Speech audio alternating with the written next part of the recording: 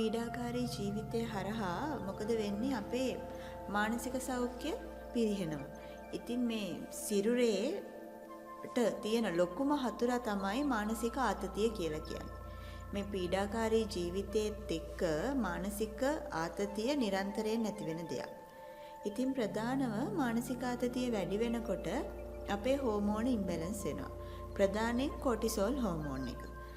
අපි බැලුවොත් ඔය කොටිසෝල් හෝමෝන් එක හරහා තියෙන ආහාර රුචිය, ඒ කියන්නේ කොටිසෝල් හෝමෝන් එක වැඩි වෙනකොට මොකද වෙන්නේ?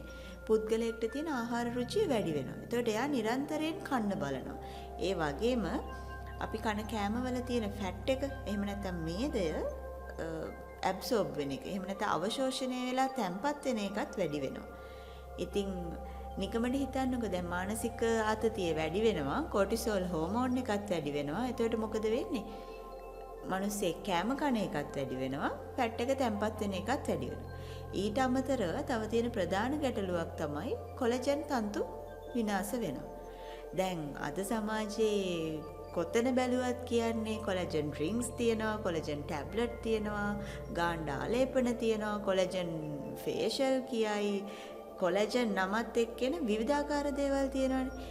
හැබැයි ඉතින් කවුරුත් හිතන්නේ නැහැ නේද කොලජන් නැති වෙන්න බලපාන ප්‍රධාන හේතුව මොකක්ද කියලා. ඔබතුමියට තේරෙනවා ඇති කොලජන් නැති වෙන්න ප්‍රධානම හේතුවක් විදිහට එතකොට වෙන්නේ මානසික ආතතිය. ඉතින් අපිට පුළුවන් නම් මේ මානසික ආතතියෙන් මිදෙන්න එතකොට අපිට නිකම්ම ලස්සන ශරීරයක් හදාගන්න පුළුවන්.